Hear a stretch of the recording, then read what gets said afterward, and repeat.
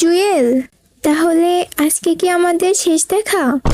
হ্যাঁ, কারণ আমি আর মাসুম অনেক বড় টুর্নামেন্ট খেলতে যাচ্ছি। ওখানে হোয়াইট টিপুল ফোর, রাইস্টার, বিটুকে, ভিনসেন্জো, জনি সিং, না মানে ইটস কাব্য, সবাই থাকবে। ওখান থেকে আমরা কবে আসবো এটা আমিও জানি না। তাহলে শেষ রাতটা আমার সাথেই কাটিয়ে যাও। ওকে মাসুম, তুই কাল সকালে তাড়াতাড়ি চলে আসিস। আমি আজকের রাতটা অন্তরার সাথেই থাকবো, না মানে তোর ভাবির সাথে।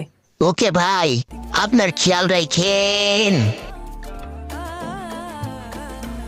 বাবু, লাইট অফ করে দাও, না হলে অন্যরা দেখে ফেলবে। জুয়েল ভাই তাড়াতাড়ি আসেন, লেট হয়ে যাচ্ছে। ওকে জান, তুমি তোমার খেয়াল রেখো, আর আমার আপকামিং রাজকুমার, আমার সন্তানেরও খেয়াল রেখো। আমি টফি নিয়েই ঘরে ফিরবো। ভাগ মাসুম ভাগ, তোর ভাবির সাথে দেখা করবি না নাকি? ভাবি, জান, তুমি কি আমাকে ভুলে গেছো? এটা তো হতেই পারে না, কারণ তোমার দেওয়া গিফট তো আগের থেকেই আছে আমার কাছে। তোমার ছেলে।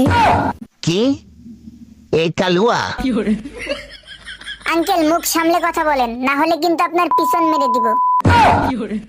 জুয়েল ভাই একটু এদিকে আসেন তো।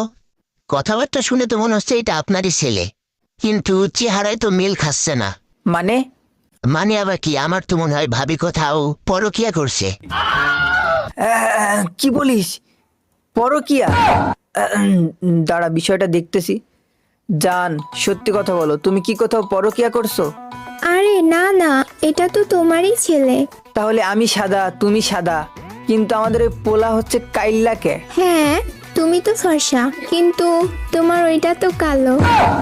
আব্বা!